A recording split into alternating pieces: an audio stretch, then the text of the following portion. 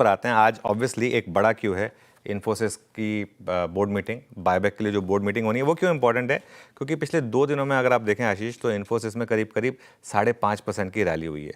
और अगर आप इसके अलावा निफ्टी आईटी देखें, निफ्टी आईटी भी 2 दिनों में करीब करीब 5.5% के करीब भागा है।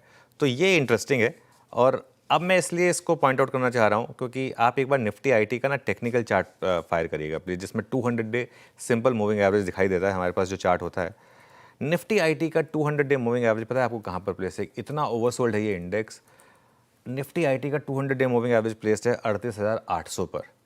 अगर इवन इफ ये एक बेयर मार्केट रैली है ना, एक मेन रिवर्जन ट्रेड अगर प्ले आउट हो रही है तो यहाँ से भी आईटी और 7 से 8% भाग सकता है एक बार के लिए, भले ही वहाँ पे जाके रैली फेल हो जाए।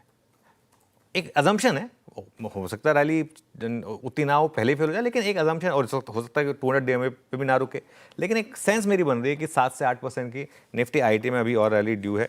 पिछले 2 दिनों से हमारी अप्रोच निफ्टी आईटी में लॉन्ग रहने की और ऑटो में थोड़ी प्रॉफिट बुकिंग की रही है। कल भी हमने ओएफएसएस को बिग स्टॉक में और साइंट को स्पॉटलाइट में लिया था, जबकि एकदम बहुत रिस्की लग रहा था उस समय वो मामला दोनों स्टॉक्स में। आज भी मुझे लग रहा है कि चुनिंदा शेयरों में, चुनिंदा आईटी स्टॉक्स में रैली होनी चाहिए। और ऑटो शेयर मुझे लग रहा है कि एक बार यहाँ से 3 से 4% करेक्ट हो सकते हैं, और जो करीब करीब 20 डेमा का जोन होगा, जहाँ मुझे लग रहा है वापस एक बार बहुत शानदार बाइंग का मौका होगा। लेकिन अब इशू क्या है, अब मार्केट के पास थोड़े से और सेक्टर्स हैं। अभी हो क्या रहा था, ये टैरिफ की न्यूज़ से पहले या ट्रंप की दोस्ती का हाथ बढ़ाने से पहले लोग सिर्फ ऑटो में जा रहे थे कि सिर्फ ऑटो में ही एक टेलविंड मिल रही थी।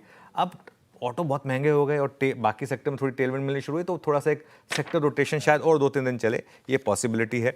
आज देर शाम को एक और चीज़ होने वाली है, यूएस का बहुत क्रूशल इन्फ्लेशन डेटा आने वाला है आई थिंक, जिसके बाद वो फेड का अगले हफ्ते रेट पर डिसीजन आना है।